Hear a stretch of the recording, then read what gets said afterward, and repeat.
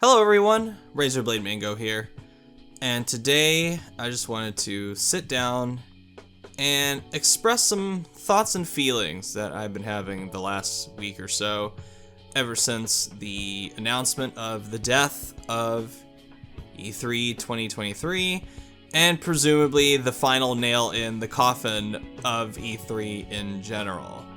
I don't really have any notes for this video.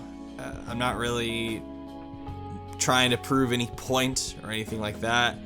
This is just me thinking about E3, thinking about what it meant to me in the past, why it ended, and why I understand that it ended and why I will miss it. I didn't really start getting into watching E3 stuff until either 2011 or 2012.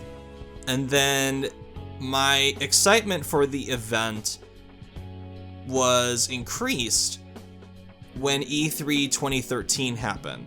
And that was the year that, of course, we had the now legendary smackdown of the PS4 versus the Xbox One, and the PS4 just came in off the top rope and body slammed the Xbox One through multiple stories into the magma core of the earth.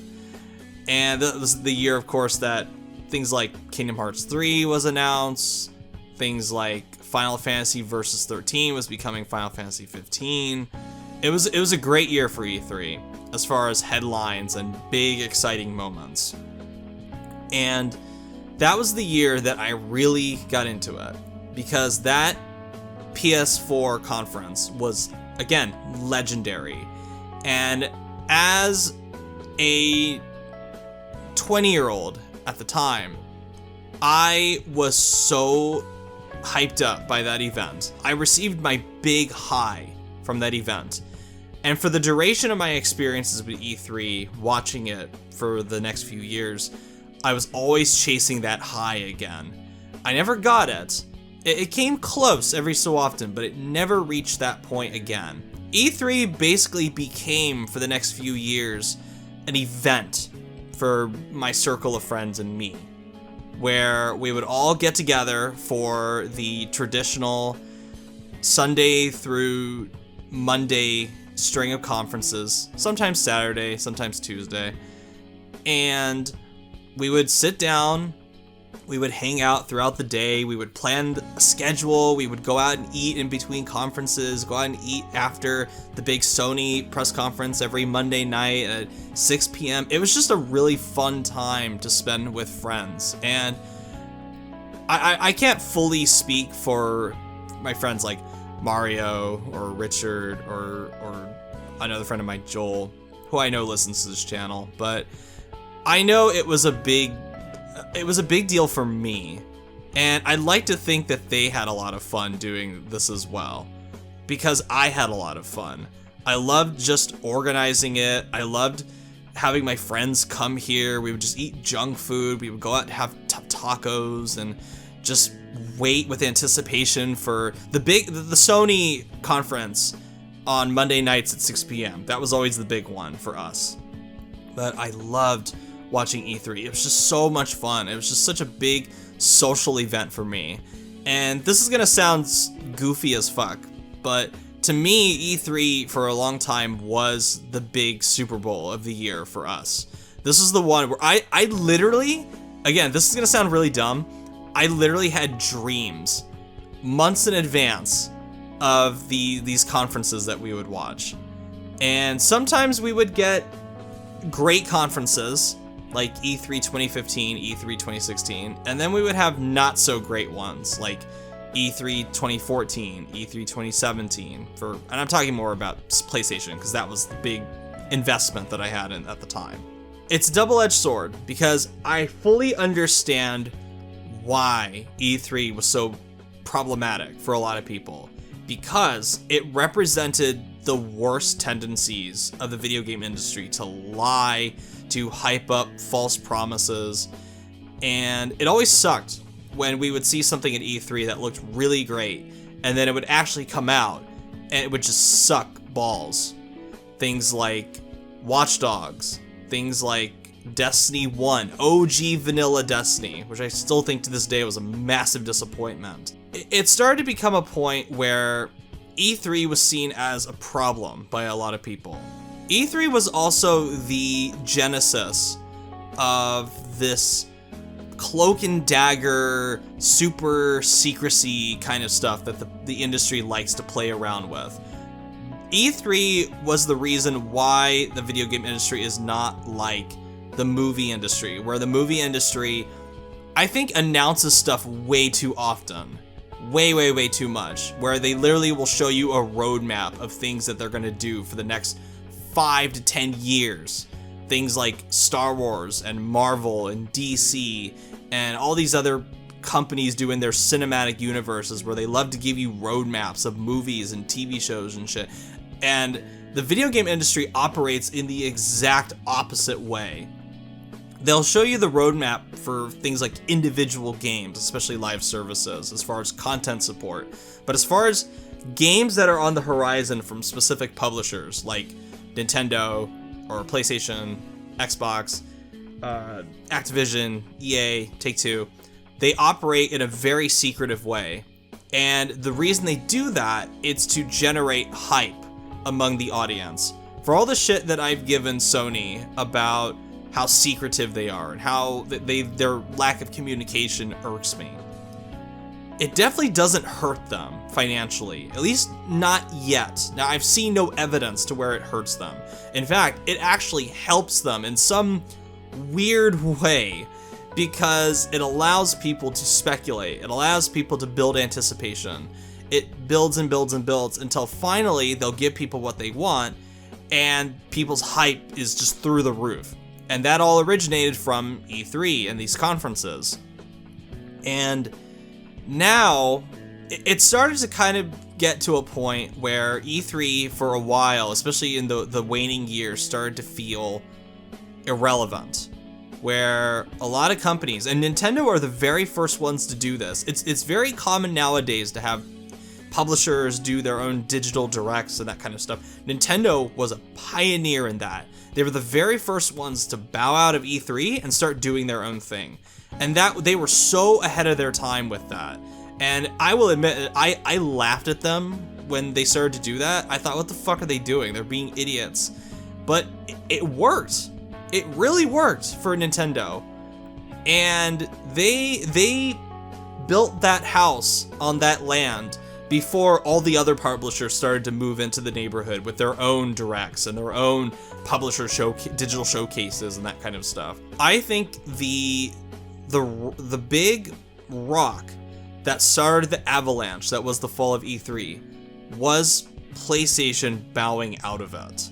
Because PlayStation had been very vocal about how displeased they were with the ESA and how they didn't see E3 as anything that they need to be a part of anymore. There's a very famous short clip of former Sony Interactive Entertainment chairman Sean Layden. He basically tells an interviewer, he's like, look, the ESA doesn't know what the hell they're doing with this thing.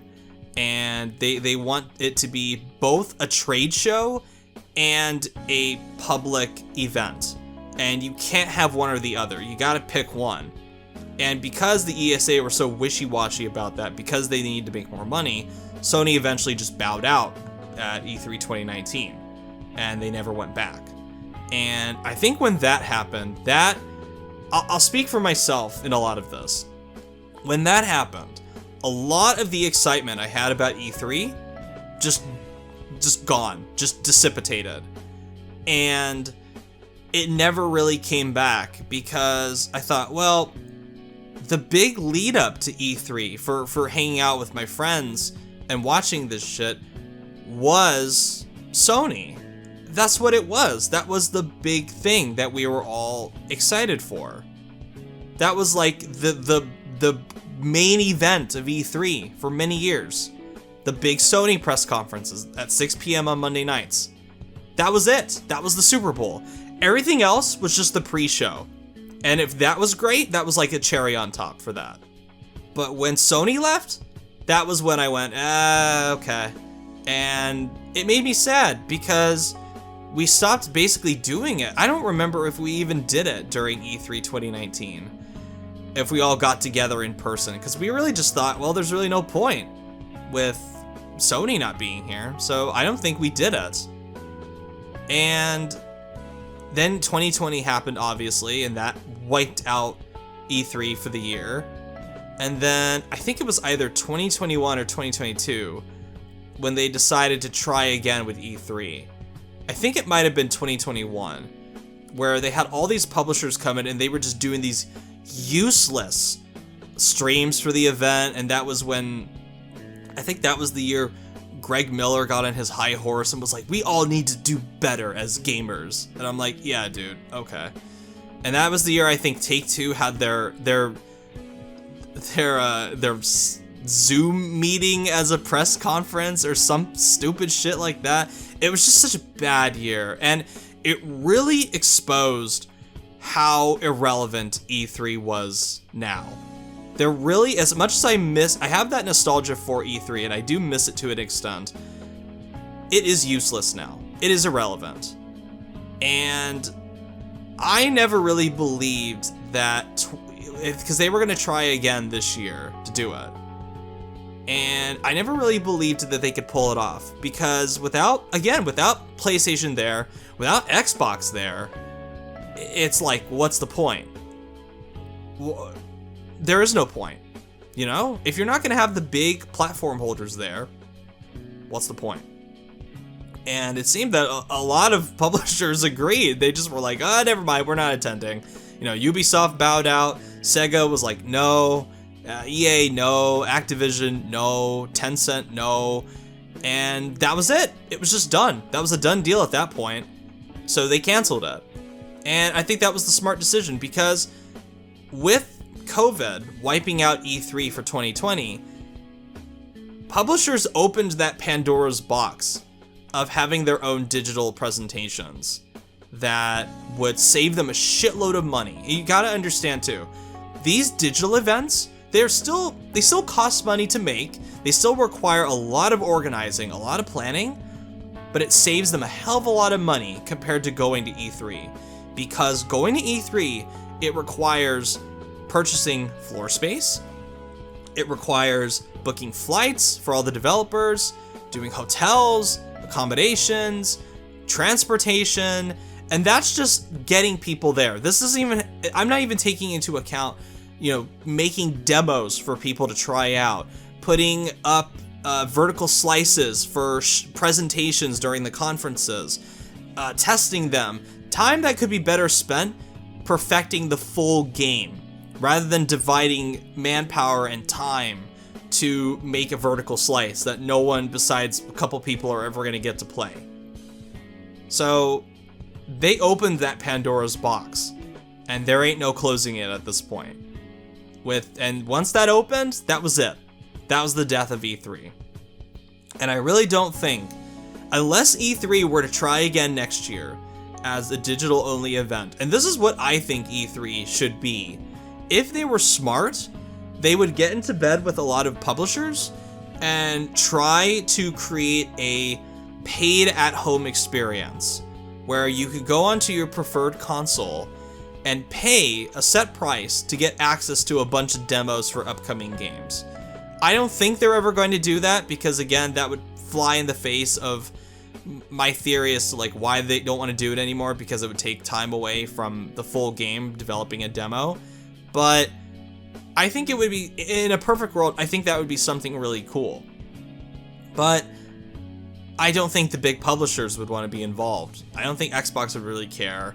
I don't think Sony would really care. So, again, what's the point? And it makes me sad, because E3, like I said, used to be a big thing. And, you know, as much as I like watching the showcases now at home, I can talk over it with Discord with people, and I'm not knocking those experiences. They're a lot of fun.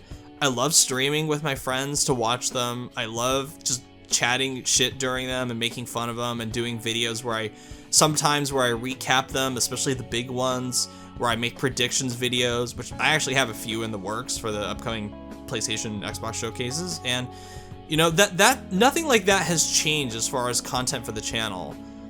But the in-person social experience of watching E3 with my friends and spending a few days, you know, taking time off work and eating junk food and just having fun, I miss that. I really deeply miss that. With all the problems that E3 had, with all the ethical stuff that it brought to the table with the industry, just that isolated social experience of watching these conferences with my friends and waiting for the big PlayStation event on Monday night, I really miss that. And I really cherish those days. And it's the same thing with, I'm glad I got to see an E3-like presentation in person when my friends and I went to go to PlayStation Experience back in 2016. I'm glad I got to see one of those in person, and I was in one of the front rows during that, before PlayStation stopped doing that. As sad as it is, I understand why E3 is irrelevant. I understand why it needs to stay dead. It really is just useless at this point. But goddamn, do I miss that in-person experience with my friends. And yeah, that's why I'm kind of sad about the death of E3. So anyway, thank you all so much for watching. Have a good one, everyone. See you all for the next one. Bye.